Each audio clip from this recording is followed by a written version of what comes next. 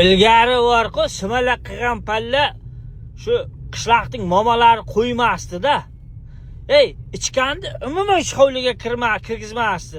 Men Sadriddinning akasi ichardi, shu bir marta kelgan palla sumalak toshdi-da, ko'zim bilan ko'rdim, vaqirib toshib ketdi. Boya momalar quvib chiqarib yubordi hovlidan, turjig'ol nakas deb bor-ku. Keyin bizlarni kirgizmasdi. Bitingni turjuvibga uxlab turgandan keyin bit juz qorama sumalakka turjig'olni bitlarni judirib kelar. U paytlar biz 3-sinf, 2-sinf bachchasi edik-da. Shunday chakinlikda sumalakka juda e'tibor kuchli edi.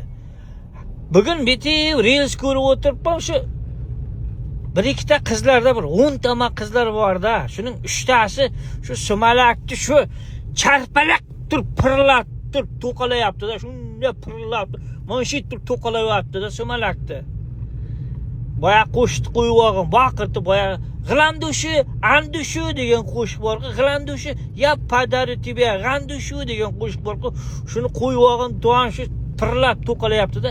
Men hayron qoldim-da, "Qova, nega deyman sumalak toshib ketmayapti" deyman-da.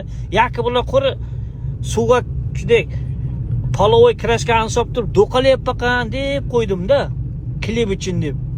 Bu toshib ketish kerak edi-da. Bu qizlarning, balkim qizlarning ko'nglida o'zlarida balkim kiyingandir u qizlar, lekin mening mana shu ko'zim bilan qarasalaringiz bor-ku, mana shu ko'zim bilan qarasangiz u qizlar birov ham kiyinmaganda, chap-chalangashda. Boyag'i nima edi, kechqurun kiyib yotar-ku, kechki ko'ylak nima deydi, nachinuchkada jotdi deb, nachinuchkada to'qalayapti-da. O qarding bolasi dedim. Hayron qoldim, bular sumalak qilyapti-kan, yoki biranta kraskani to'qalayapti-kan deb qo'ydim-da. Sumalak o'zi bunday nima deydi? Ibo hayosiz bo'lgan palla toshib ketish kerak-ku, pirillab. Toshmadi-da. Hammaga omad bor qo'y. Shunga hayron qoldim. Hozir bitta reels bitib chiqladim. Shu to'qalayapti-da.